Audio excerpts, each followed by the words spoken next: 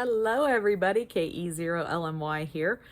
I have not done an episode in I don't know how many months, and I am sure that Greg is just losing his mind. He's actually going to get one this time.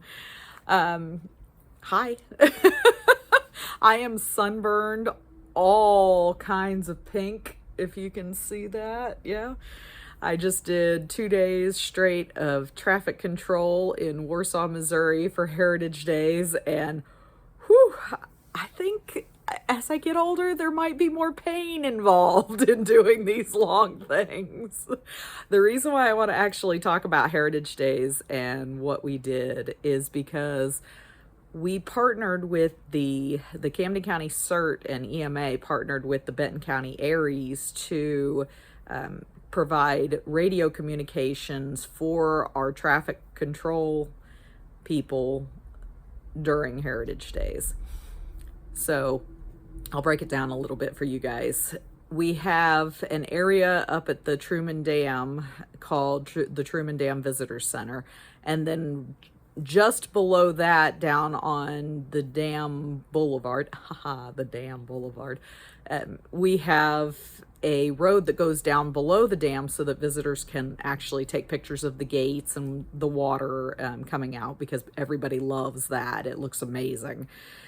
But it becomes a choke point during Heritage Days because we don't allow a lot of visitors up where they're doing Heritage Days by the visitor center, because the whole area is in costume from the original settlement of Warsaw, and they do things like churning butter, and there's a blacksmith there, there's an old Civil War camp that they put on, and it's really cool because they fire off the cannon and everything. So they have a replica of one of the Civil War cannons. It's very, very cool. If you haven't been there and you're thinking about coming to Missouri in October, very cool. The other half of Heritage Days is down in Warsaw proper, down by the courthouse and in Drake Harbor, and it's a ton of people who just hand make a lot of stuff, and everybody's got their tents up, and it was huge this year, so I think they did an amazing job. The part that we handle is, of course, the traffic that goes up to the visitor center. And one of the things that we noticed last year is, instead of having to constantly try to figure out when and where the buses were coming out, we thought it would be better to involve radio operators so that they could give us a warning. Hey, one bus coming, two buses coming. There was a point when we had 4 or 5 buses coming down at one time, and the buses that are leaving the visitor center have priority over all other traffic. So we have to stop all the other traffic and let those buses through. If we have a better warning for that they're coming, then we have a lot more time to stop people or get people to where they want to be before they have to wait for a little while for the buses. This worked so amazingly. Now, we didn't use ham bands for this, but we did use ham operators. We actually used the CCEMA 1 frequency, which is the Camden County EMA 1 frequency on our radios. It's county channel, county frequency, and it is on more of our stronger radios. So that was actually one of the problems that we experienced. Was we have some CERT radios, which are Bofang something. They're Bofang radios, and we were having a heck of a problem with getting past the Missouri rock. The radios that were our normal county radios weren't having any issue. We worked around the problems, and let me tell you, it was so much easier to figure out what we were going to do and how we were going to work traffic when we had the warning that the buses were coming.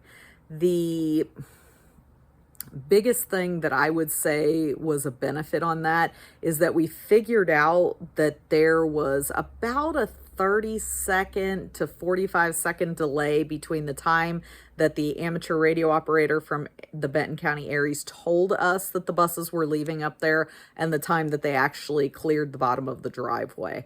So it gave us a little bit of time to get traffic settled. In some cases, when it was very busy on Saturday, it gave us enough time to get a bunch of cars through and get them down to where they could park below the dam. And all in all, the guys were amazing. We had Steven Swerline. I know he's KF6DRH. We had Renee Kaysen, and she's KE0LMZ. We had, of course, I operated with them. And then we had John, who I'm sorry, I don't know his last name or his call sign, but John, hi, we had you. We'll put the information together and send it to Greg so he can put it in the comments on the video. It was probably one of the most amazing things that happened, and it was definitely one of the most helpful things that happened. So I recommend to other emergency management directors, don't be afraid to use amateur radio operators. They don't have to use amateur radio to be a huge help. Their knowledge and capability of communicating can be used on any radio that you give them permission to use. They can be used on so many things that are even more than just amateur radio bands. So give them a chance, explain to them what you need, and work with them because they are so willing to help. And in this day and age, that is priceless.